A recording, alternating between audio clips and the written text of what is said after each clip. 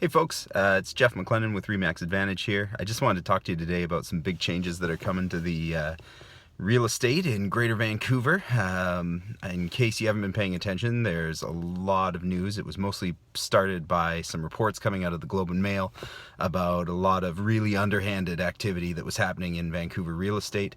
And the government put together an independent advisory group that took a real hard look at what's going on with the real estate council and how they're dealing with things, and they've put together this giant report on what they recommend. And I'm actually going to link below I think it's 28 points that they want to change. There were some big ones though that I just wanted to touch on and get your thoughts, see what you guys think about them. The biggest one I see is that the penalties for realtors basically doing underhanded deeds, they recommend going way up. Right now, a realtor who's found guilty of misconduct can be charged $10,000 and their brokerage $20,000. This independent report suggested that they raise the fines to $250,000 for the individual realtor and $500,000 for the brokerage. So, I mean, that's a massive change. I think it really would have an effect on making people question whether they want to do something that's crossing the line. Another point that's happening is they're recommending an end of dual agency.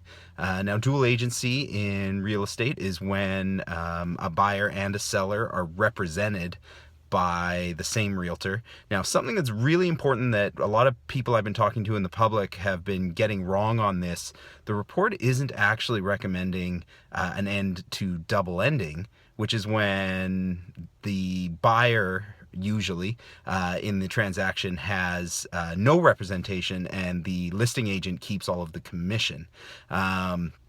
This can still happen as far as the report recommends. The buyer and the seller just can't have representation from the same realtor. This is a little bit controversial, and I'd love to know what you guys think of it. And then the last thing is that they are saying basically the council has proved that they can't govern themselves and that they want council to be made up of at least 50% non-members of the real estate industry, which I think is fantastic. I'm really excited about this. So anyway, I hope you found this interesting or helpful. If you did, give it a like, and if there are people that you think should know about it, please feel free to share. And I'd also love to hear in the comments your thoughts on the changes to the real estate industry, whether they'll have a positive effect on real estate in Greater Vancouver. Thanks for listening.